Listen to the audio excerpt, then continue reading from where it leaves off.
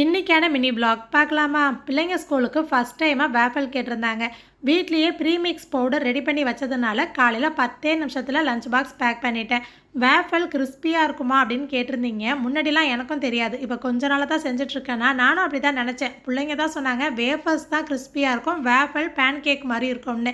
Same மெத்தடில் மாவு ready பண்ணி நம்ம தோசைக்கல்லில் பேன் கேக்காகவும் சுட்டு எடுக்கலாம். நான் இதில் ராகி, கோதுமை மாவு, நாட்டு சக்கரை, கொக்கோ பவுடர்லாம் போட்டு பார்த்து ஹெல்த்தியாக பண்ணி வச்சுருக்கேன். டேட் சிரப் போட்டு கொடுக்கலான்னு வச்சுருந்தா நைட்டோட நைட்டாக இவங்கள்ட்ட சொல்லி சாக்லேட் சிரப் வாங்கி வச்சுருக்கானுங்க. இதுதான் ஃபஸ்ட் டைமாக இந்த சாக்லேட் சிரப் வாங்கியிருக்கோம். இன்க்ரீடியன்ஸ்லாம் படித்து பார்த்தா full and full sugar content தான். இதில் என்ன ஹெல்த்தி இருக்க போகுது?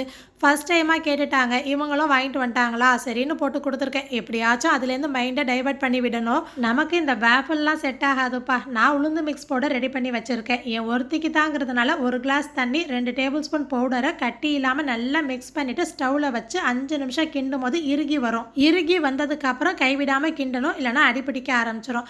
இந்த மாதிரி இறுகி டப்புன்னு வெடிக்க ஆரம்பிக்கும். அவ்வளோதான். அந்த மாதிரி வெடிச்சிச்சு அப்படின்னாலே உளுந்துலாம் வெந்துருச்சுன்னு அர்த்தம். சேம் சத்து மாவு காய்ச்சுற மாதிரி தான். அதுக்கப்புறம் கருப்பட்டி சிரப் சேர்த்து ஒரு கொதி விட்டுட்டு அதுக்கப்புறம் பால் சேர்த்துருக்கேன். பால் சேர்த்து நல்லா கொதிச்சு நுரைச்சி வந்தோன்னே ஸ்டவ் ஆஃப் பண்ணிடலாம்.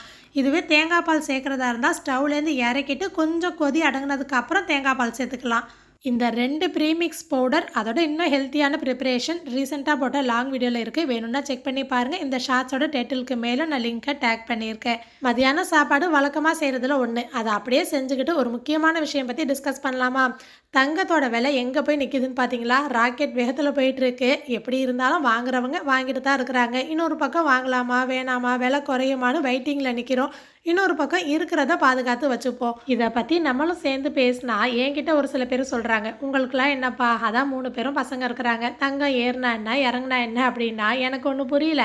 ஆம்பளை பசங்க தங்கம் போட்டுக்க தான் மாட்டாங்க. அவங்களுக்காக தங்கத்தில் நம்ம இன்வெஸ்ட் பண்ண மாட்டோமா, இல்லை வாங்கினா நம்ம தான் போட்டுக்க மாட்டோமா? ஒரு சில பேருக்கு பார்த்தீங்கன்னா பொண்ணை பெற்றவங்க பாவங்கிற மாதிரியும், ஆணை பெற்றவங்களுக்கு கொட்டுன்னு கொட்ட போதுங்கிற மாதிரியும் ரியாக்ட் பண்ணுறாங்க. எந்த காலத்தில் இருக்கிறோம்? இப்போ ஆணாக இருந்தாலும் பொண்ணாக இருந்தாலும் அவங்கள ஒரு ஸ்டேஜ் கொண்டு வரதுக்கு ஃபினான்ஷியலாக எல்லாருக்கும் ஒரே மாதிரி தான் தேவைப்படுது. இதெல்லாம் தாண்டி ஆம்பளை பிள்ளைங்க எப்படியும் இருக்கலாம், பொம்பளை பிள்ளை இப்படி தான் இருக்கணும். அந்த காலம்லாம் மாறி ஒழுக்கமாக தைரியமாக எல்லாரையும் ஈக்குவலாக வளர்க்குற ஸ்டேஜுக்கு நம்ம வந்துட்டோம். எனக்கு என்னென்னா, ஆனா பொண்ணாங்கிறத வச்சு ஃப்யூச்சரில் பெற்றவங்க எப்படி இருப்பாங்கன்னு நம்ம முடிவு பண்ணக்கூடாது.